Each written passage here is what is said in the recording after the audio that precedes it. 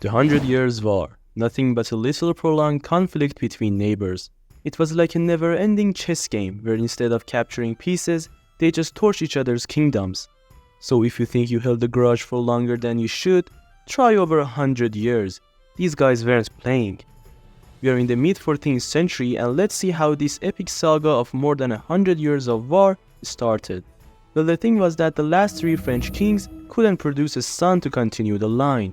So when the last king of the Capetian dynasty died without a male heir, the French court became a chaotic scene reminiscent of a chaotic circus, with everyone panicking that who might ascend to the throne. Now one channel away from Paris, Edward III of England lounging in his castle, idly thinking, my mom was French, which totally qualifies me to claim the French throne, right? You see, Edward was the son of Isabella of France, who was the daughter of Philip IV of France and the sister of the past three French kings. However, the French nobles weren't keen on the idea of a foreign king. Since the time of Clovis, the first French king, Salic law had dictated that the French throne could not pass through a female line. But that didn't deter Edward. Eventually, the French nobility elected Philip VI of Valois to be the next king, and instead of accepting defeat, Edward decided to take the royal approach to problem solving by declaring war. Imagine Edward's reaction when he realized the French weren't simply going to hand over the crown. And thus, the 100 Years' War was born out of the desire to claim the French throne. Edward III launched the war in 1337. He invaded the French lands, and after some cat and mouse chase between Edward and Philip, both sides met at the Battle of Crécy in 1346, where Edward unleashed his longbowmen, turning the French cavalry into medieval kebabs. Seriously, it was like sending knights into a blender.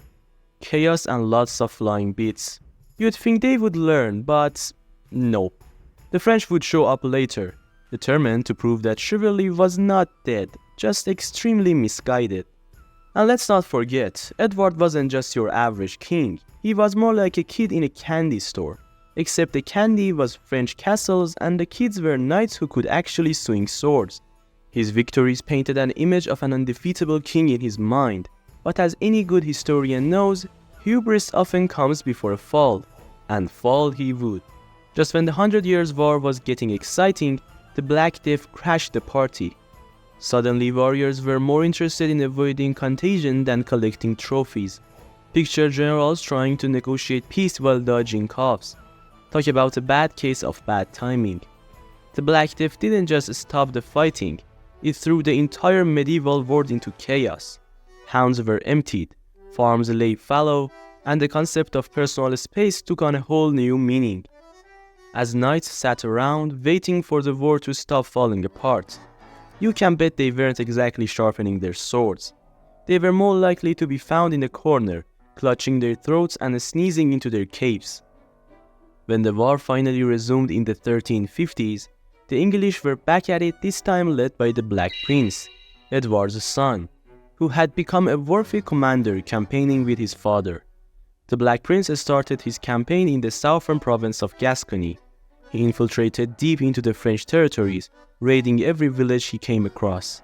The new French king, John II, finally decided it was time to stop the Black Prince, and so both sides came face to face at the Battle of Poitiers in the year 1356. In a situation not unlike that of a street brawl outside of a pub, the English found themselves outnumbered but determined. Edward led a surprise attack that sent the French into disarray, and once more the French got wrecked. In a twist that would make any reality TV show proud, they managed to capture King John II of France. Picture this. A grand royal affair suddenly interrupted by Edward III, sending John an invitation to tea at his castle, because nothing says we have you now quite like a warm cup of Earl Grey with a side of humiliation. Now with two epic battles lost and a king in hostile captivity, the French finally decided it was time for a redemption arc. Charles V, the son of John II, decided to take a different approach, avoid confrontation. While the English were busy throwing their weight around, Charles was plotting his comeback, thinking, why fight when I can just annoy them into surrender? It's a strategy that worked. If it's your job to make life miserable, you might as well do it well. While the English were getting overconfident, the French were busy coming up with clever guerrilla tactics. They would pop up in the shadows, causing havoc, then vanishing like magicians. It must have been infuriating for the English. One minute they would be marching into a town, and the next they'd hear, "Surprise, we just burned your food supply." And all these strategies employed by Charles made sure that he gets the nickname the Wise, and that France would see another day, but this time without getting wrecked by the English. Eventually, both sides signed the Treaty of Bretigny that calmed things down. That is until the Lancaster King of England, Henry V, started the fight once more. In 1415, Henry V, after a long and devastating siege of Harfleur, stepped into the battlefield, thinking, "I can do this too," by which he meant he can turn the French knights into Shrek's soup. He led the English army at the Battle of Agincourt, where despite being outnumbered and outmaneuvered, they managed to pull yet another victory. And if you are wondering how, hear this. The French knights weren't about to let a little thing like common sense stop them. So they charged straight at the English lines, just how they did at Crécy and Poitiers, only to find themselves sinking into the mud and showered by arrows. Wave after wave of nobles and knights were repelled, most never even reaching the English line. Henry V once again showed that the English had an unhealthy obsession with winning. Eventually, Henry conquers northern France and even crowns his son, also named Henry, to be the future king of both France and England. The situation for the French was so dire that the newly appointed heir, Charles the Dauphin, couldn't even be crowned because Reims, the traditional site of French royal coronation, was under English control. Oh, and in the middle of all that, the French nobility decided to get involved in an absolute mess of a civil war between the Armagnac and the Burgundians, just to make sure everything is chaotic enough. But just when the English were feeling smug, along came Joan of Arc. Picture this, a teenage girl with divine visions telling the French, "Hey, maybe we should actually fight." So she traveled to Charles the Dauphin's court, who was basically the heir to the French throne, and convinced him that she had a divine mission, and that was to make sure Charles gets crowned as the righteous king of France. Joan became the face of the French resistance, leading them to a stunning victory at the Siege of Orleans in 1429, where she boosted the French morale and inspired French troops. Eventually, the French army entered Reims in July of 1429, and Charles got crowned as Charles VII. Joan was essentially the breath of fresh air the French desperately needed. She showed up in armor, inspiring her troops with speeches that made them feel like they were invincible. The English, on the other hand, were scratching their heads, wondering how a girl in a dress was suddenly the most feared warrior on the battlefield.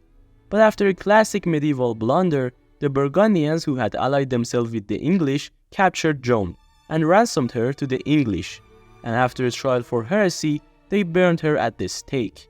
But instead of putting the French down for good, they turned her into a national hero. The French rallied behind her memory, and soon they were back in the game. If only the English had known that killing Joan would be like hitting the reset button on their own defeats.